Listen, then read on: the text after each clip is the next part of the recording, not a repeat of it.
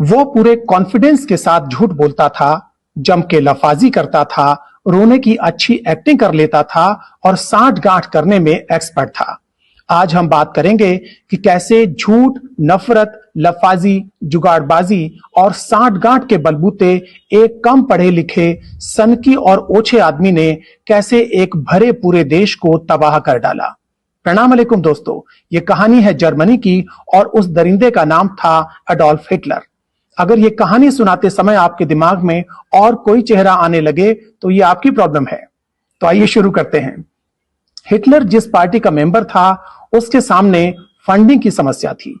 Party के leader भी बूढ़े और कमजोर हो चुके थे। ऐसे में अपने उद्योगपति दोस्तों से बहुत बड़ी फंडिंग का जुगाड़ करके हिटलर ने पार्टी के पुराने नेताओं को साइड लगा दिया और पार्टी का सर्वेसर्वा बन गया। हिटलर के एजेंडा को आगे बढ़ाने के लिए इन उद्योगपतियों के अखबार दिन रात एक धर्म के खिलाफ नफरत फैलाते थे। ये लोग क्या खाते हैं, क्या पहनते हैं, इनकी संख्या बढ़ रही है, ईसाई लड़कियां इनसे शादी कर रही हैं, ये सब चर्चा किया करते थे और साथ ही साथ हिटलर की महामानव जैसी इमेज पेश करते थे। जबकि हिटलर बहुत ही औसत बुद्धि का, बहुत डरपोक, सनकी और कुंठित आदमी था। वो शारीरिक तौर पर तो कमजोर था ही, मानसिक रूप से भी बीमार था। लेकिन हिटलर के पास कुछ हुनर भी थे। वो सफेद झूठ, लफाजी, नाटकबाजी और साठ गांठ में एक्सपर्ट था। वो हाथ हिला हिला कर, आंखें नचा नचा कर भाषण देता था, जिनमें तथ्यों के बजाय झूठ और बतौलेबाजी भरी होती थी। हिटलर हर पुरानी अच्छी चीज को नापसंद करता था। वो नया जर्मनी बनाने का नारा देता था। सब पुराने नेताओं को लगातार कोसता रहता था। पुरानी संसद में आग लगवाकर उसने संसद भी नई बनवा ली थी। और एक दिन संविधान को बदलकर वो एक साथ देश का चांसलर और प्रेसिडेंट यानी प्रधानमंत्री और राष्ट्रपति एक साथ बन गया।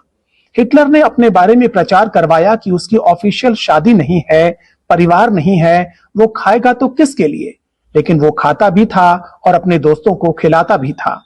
मीडिया उसके बारे में कहता था कि वो बहुत कम सोता है, बहुत कम भोजन करता है और पूरा समय जर्मनी के हितों के लिए काम करता है। जबकि उसका ज्यादातर समय साजिशें करने में, मेकअप करने में, फोटोशूट करने में और भाषणों की रिहर्सल करने में बीतता था। हिटलर शाकाहारी था लेकिन हत्यारा था। उसे सजने संवरने का और अलग अलग पोज में तस्वीरें खिंचवाने का बहुत शौक था। वो बच्चों के साथ फोटो खिंचवाता था, लेकिन उसने लाखों बच्चों की हत्या करवाई या उन्हें यतीम बनवा दिया। और अब हिटलर का अंजाम। अपनी हार नजदीक देखकर हिटलर ने अपनी प्रेमिका समेत खुदकुशी कर ली। उसके दोस्तों और साथियों को 20 साल तक ढूंढ ढूंढ के सजा दी जाती रही और जर्मनी को तबाही से उबरने में लंबा समय लग गया। हिटलर की कहानी हमने आपको इसलिए सुनाई ताकि आप और हम मिलकर उस दरिंदे को लानत भेज सकें और फिर किसी हिटलर को पनपने न दें। जय हिंद, जय जगत।